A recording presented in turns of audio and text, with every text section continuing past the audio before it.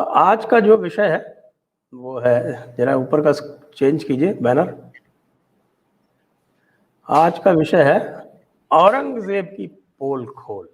अब औरंगजेब की पोल खोल क्यों आवश्यक है, मैं थोड़ा सा इस पर प्रकाश डालूं, फिर आपके पास चलता हूं। औरंगजेब की पोल खोल इसलिए आवश्यक है क्योंकि भारत का जो मुस्लिम समाज है, विशेषकर जो सुन्नी हनफी मुस्लिम समाज है, वो औरंगजेब के बनाए हुए कायदे कानूनों पर चलता है। उसके लिए कुरान और हदीस बाद में है, औरंगजेब के बनाए हुए कानून पहले हैं, क्योंकि वो बने तो उन्हीं की रोशनी में है, लेकिन वो हनफी फ़िक़्ह जो होती है, जो 4 स्कूल्स बोलते हैं सुन्नियों के, जो 4 मेजर स्कूल्स हैं, हनफी, शफ़ीई, हनबली और मालिकी, ये 4 हैं। उसमें से जो हनफी है मुख्यतः ये सेंट्रल एशिया का, ये आपके नॉर्दर्न ईरान और सेंट्रल एशिया का ये सेक्ट है, या सेक्ट क्या है, स्कूल है, या फ़िक़्ह जिसे बोलते हैं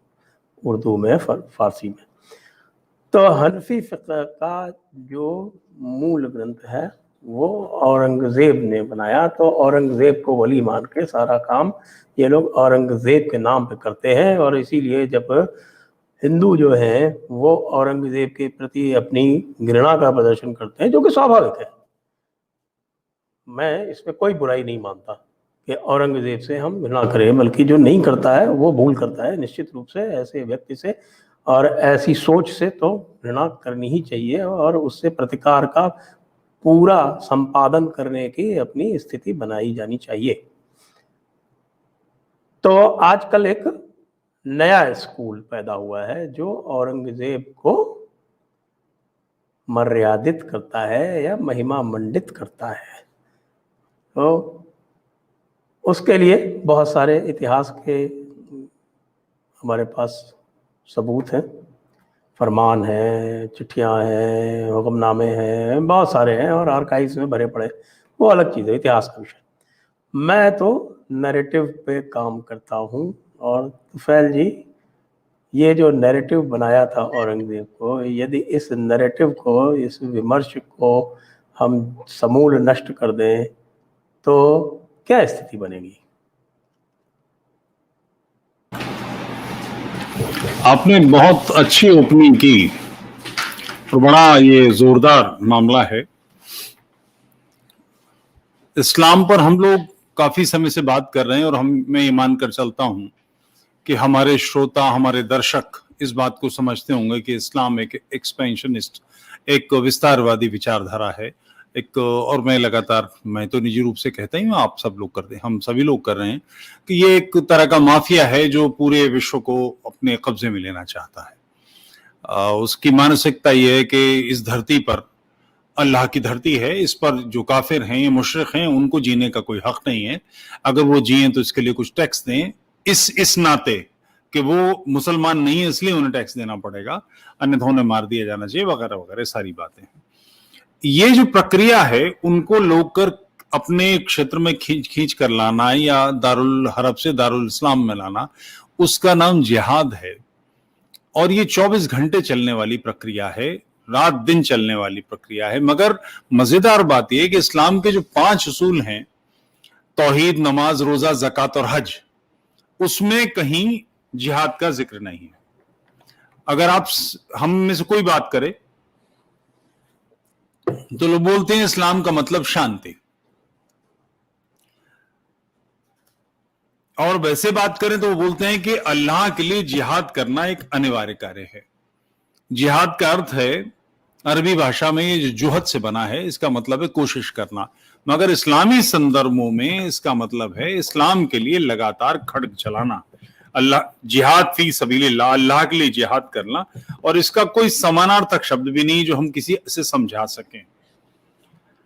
मदीना, 2 हिस्से हैं कुरान के, मदीना की आयतें और मक्का की आयतें। मदीना में अवतरित 24 में से 19 सूरा, 2, 3, 4, 5, 8, 9, 22, 24, 33, 47, 49, 48, 57 से 61 तक, 63 और 66 में जिहाद का बड़ा तफसील से वर्णन है। 17 सूराओं की लगभग 250 आयतों में कुरानी कंसेप्ट ऑफ वॉर के लिए ब्रिगेडियर मलिक ने इनका इस्तेमाल किया है। कुरान की 6326 आयतों में से लगभग 3900 आयतें प्रत्यक्ष या अप्रत्यक्ष ढंग से अल्लाह और उसके रसूल में ईमान न रखने वाले काफिरों, मुशरिकों और मुनाफिकों से संबंधित हैं। इतना इंपॉर्टेंट इशू है। लोग कहते हैं कि जिहाद का ये मतलब, जिहाद का वो मतलब, फालतू की बात है। मैं आयतें 2-3 कोट करना चाहूंगा। सबसे पहले अल्लाह ने मनुष्य को 2 गुटों में बांटा। कुरान 59.19-22 19 से 22वीं आयत तक इसकी तफसील है। जो अल्लाह और मोहम्मद पर ईमान लाते हैं वो अल्लाह की पार्टी वाले हैं, और जो ऐसा नहीं करते वो शैतान की पार्टी वाले हैं। और मोमिनों का फर्ज है कि वो काफिरों के देश को जिहाद द्वारा दारुल इस्लाम बनाए। साथ में अल्लाह ने कहा, निसंदेह काफिर तुम्हारे यानी ईमान वालों के यानी मुसलमानों के खुले दुश्मन है। 4.101 ऐ नबी, काफिरों और मुनाफिकों से जिहाद करो, उनके साथ सख्ती से पेश आओ, उनका ठिकाना जहन्नुम है। 9.73 किताब वाले यानी ईसाई और यहूदी जो ना अल्लाह पर ईमान लाते हैं, ना आखिरत पर, ना उसे हराम करते हैं जिसे अल्लाह और उसके रसूल ने हराम ठहराया, वो न सच्चे दीन को अपना दीन बनाते हैं, उनसे लड़ो यहां तक कि जलील होकर अपने हाथ से जजिया देने लगे। कुरान है 9.29 यानी 9वीं सूरा की 29वीं आयत। फिर हमारा नंबर आता है, यदि हराम महीने बीत जाएं तो मुशरिकों यानी मूर्ति पूजकों को जहां कहीं पाओ कत्ल करो और उन्हें पकड़ो, उन्हें घेरो और हर घात की जगह उनकी ताक में बैठो। 9वीं सूरा की 5वीं आयत। जिहाद के लिए न निकलने वालों के लिए अल्लाह की धमकी भी है। यदि तुम जिहाद के लिए न निकलोगे तो अल्लाह तुम्हें दुख देने वाली यातनाएं देगा और तुम्हारे सिवा किसी और गिरोह को लाएगा और तुम अल्लाह का कुछ न बिगाड़ पाओगे। 9वीं सूरा की 39वीं आयत। बिल्कुल स्पष्ट है इस्लामी किताबों में कि इस्लाम का यानी मुसलमानों का फर्ज है कि वो नॉन मुस्लिम्स को खत्म करें।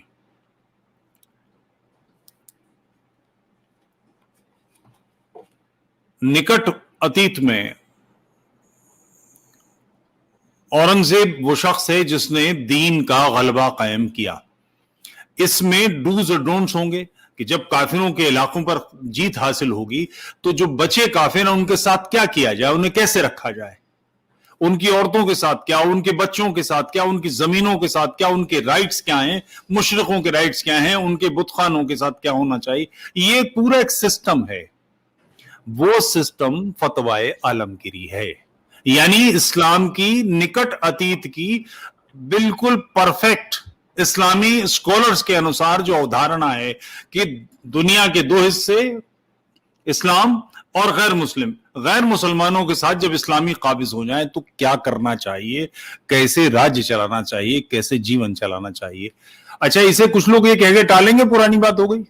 नहीं नहीं नहीं नहीं, ये अंतहीन लड़ाई है जिहाद। सन 47 में इसने हमें पाकिस्तान यानी जो बांग्लादेश और भारत पाकिस्तान का इधर का हिस्सा है वहां से निकाल दिया, पूरा सिंध छीन लिया, आधा पंजाब ले लिया, आधा बंगाल ले लिया और फ्रंटियर के इलाके हमारे से गए। वहां बचे हुए काफिरों के साथ क्या व्यवहार होना है वो व्यवहार वहां हुआ। इस्लाम विभाजन के समय बांग्लादेश में हिंदुओं की क्या स्थिति थी, कितनी तादाद थी और अब कितनी रह गई। पाकिस्तान में हिंदू कितने थे, अब कितने रह गए। वहां पर कौन कौन से नियम लागू है, ये सब उसी के आधार पर चल रहा है। वही कश्मीर में हुआ, वही अब बंगाल में हो रहा है। तो किसी को अगर आंख बंद करके सोना है, ये मानना है कि कबूतर की आंख बंद करने से बिल्ली रुक जाएगी, तो वो गधा है। फतवाए आलमगीरी बेसिकली नॉन मुस्लिम्स के साथ इस्लामी हुकूमत में या इस्लामियों को क्या करना चाहिए इसकी किताब है। और मजेदार बात यह है कि सबसे बड़ी तादाद जो इसके खिलाफ कोई बात कर सकती है वो हिंदी भाषियों की है। हिंदी भाषा में इसका कोई अनुवाद नहीं है, किसी हदीस का ढंग का अनुवाद नहीं है। संक्षेप तो है, बंगाली में मिल जाएगा आपको, मगर हिंदी में नहीं मिलेगा। इतनी सावधानी से इन सारी चीजों को वाइप आउट किया गया है, पूरी तरह से इतिहास के जैसे माथे से कालिक पहुंच दी जाए, इस तरह का काम है। दुर्र मुख्तार ये किताब 50 साल से छपी नहीं रही, उर्दू में भी नहीं मिलती, अंग्रेजी में भी नहीं मिलती, भारत में कहीं उपलब्ध नहीं है। ये सारी चीजें, इन सारी चीजों के लिए जो आज हम लोग बात करने बैठे हैं, ये मूलतः औरंगजेब की पोल खोल नहीं है, ये इस्लाम की पोल खोल है। एक्चुअल औरंगजेब तो इस्लाम का टूल है, एक पपेट है, एक छोटी सी चीज है। ये जहां जहां इस्लाम जाएगा या गया है, उसने ये सब जगह यही किया है। इतिहास पूरा 1400-1500 साल का इतिहास है, उसमें से औरंगजेब एक छोटा है। और इसकी जानकारियां देना अच्छा रहेगा।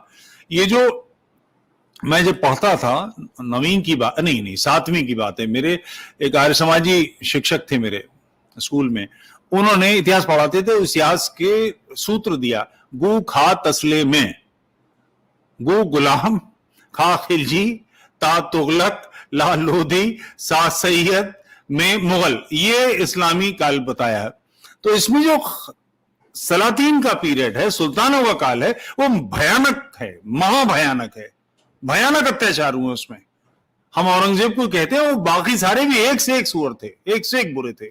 और उसका कारण ये नहीं था कि वो ये करना चाहते थे, उनके पीछे जो किताब है, औरंगजेब भी उसी का टूल है, बाकी लोग भी उसी का टूल हैं, और ये लगातार चल रहा है। तो इसकी जानकारी अगर आ जाए, क्योंकि कठिनाई ये है कि मुसलमानों को भी नहीं पता, वो भी नहीं जानते कि ये सब कुछ है। उनको लगता है कि उनके बुजुर्ग तो यूं मुसलमान हो गए थे। नहीं नहीं नहीं नहीं नहीं, इतिहास में उनकी अपनी किताबों में दर्ज है कि उन्होंने कैसे काफिरों को और मुशरिकों को नष्ट किया, दीन फैलाया, दीन का गलबा किया, सूफियों ने क्या कुकर्म किए, सब कुछ कागज पे दर्ज है। और वो कागज पे दर्ज चीजें इतनी सफाई से छिपाई जाती हैं, आम आदमी को नहीं मिलती।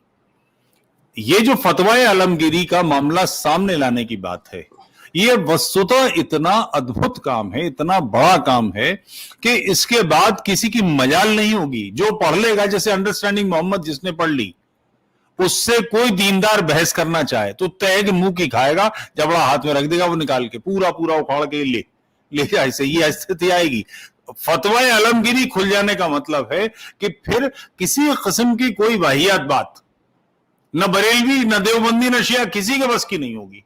क्योंकि उसके दरबार में शिया भी मौजूद थे औरंगजेब के, और उन लोगों के साथ सख्तियां भी बरती हैं उसने। आगरा में तो उनके मकबरे वगैरह भी हैं जिन लोगों को मार मार के शियों को मारा है औरंगजेब ने, मगर उसके दरबार में थे और उन लोगों की किताबें उपलब्ध हैं। वो सारी चीजें इसमें आएंगी, पूरी तरह से चिंदी चिंदी बिखेर देना। और ऐसा नहीं कि हमको कलर कर रहे हैं, बिल्कुल एक पूरी इंटेंशन की जो ओरिजिनल उर्दू है, जो फतवाए आलमगीरी को कोर्स में पढ़ाती है, सारे भारत में मदरसों में पढ़ाई जाती है, ओरिजिनल उर्दू का हिंदी सिर्फ लिप्यांतरण, एक भी नुक्ता अपनी तरफ से बढ़ाना घटाना नहीं, और आधे हिस्से में तर्जुमा। जिसको एतराज है वो कोई और कर ले।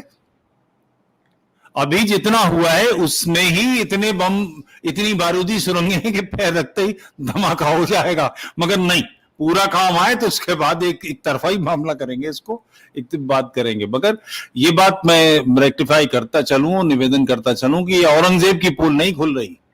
ये वो दीन और जो कुफ्र और ईमान में बांटती है दुनिया, जो किसी शख्स को सिर्फ विचारधारा के आधार पर गला काट देने के लायक मानती है, और जिसने लाखों लोग मारे हैं दुनिया भर में, जहां गए वहां कत्ल किए हैं। ऐसी हिंसक, ऐसी उद्दंड, बिल्कुल माफिया, शुद्ध माफिया, इसके बारे में लोगों को पता लगना चाहिए, लोगों को मालूम होना चाहिए।